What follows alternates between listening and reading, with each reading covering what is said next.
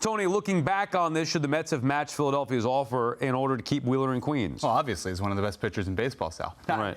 I don't want to kill the Mets for this. There were a lot of teams that were not in on Zack Wheeler that winter, and obviously they all would have been if they had known what Zack Wheeler would have become. He always had this talent. Former top 10 pick, greatest stuff you'll see, and yet there was huge injury question marks with Zack Wheeler. I think the reality is somewhere in between, Brodie Van Wagenen's comments after that signing, which is that he probably 2 good half seasons into that deal.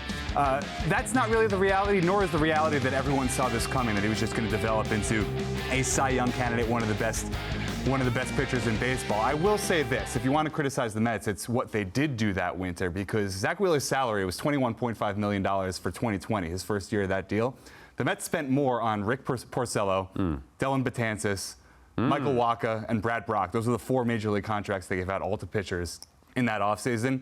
Zack Wheeler made less than that and contributed way more value that year and obviously since. What would Met history look like without those guys on the roster, right? Because they weren't exactly great Mets, unfortunately, although Michael Wacha certainly has done well since he left New York. But yeah, I think of guys like that. What would the trickle-down effect been on the roster? It's fun to think about. I mean, would we have had some of these other big pitchers in town now? Would Kodai Senga be here? Would Max Scherzer have been here? What would have happened with Jacob deGrom if Zack Wheeler were still here? Now, those are all unknowable things, but it's certainly something to think about. And you're right, Tony. Zack has developed, has become one of the best pitchers in baseball. I mean, we didn't see that sort of fully on display as a Met, but we saw some pretty good signs of it, I thought. And you could certainly see the path. Yes. So nobody was going to say, oh, he's going to definitely become the best pitcher in baseball. But at the time, we all said they need to keep him, and obviously it was a money thing. Had Steve Cohen been the owner of the team at the time, I don't think they would have let Zack Wheeler go.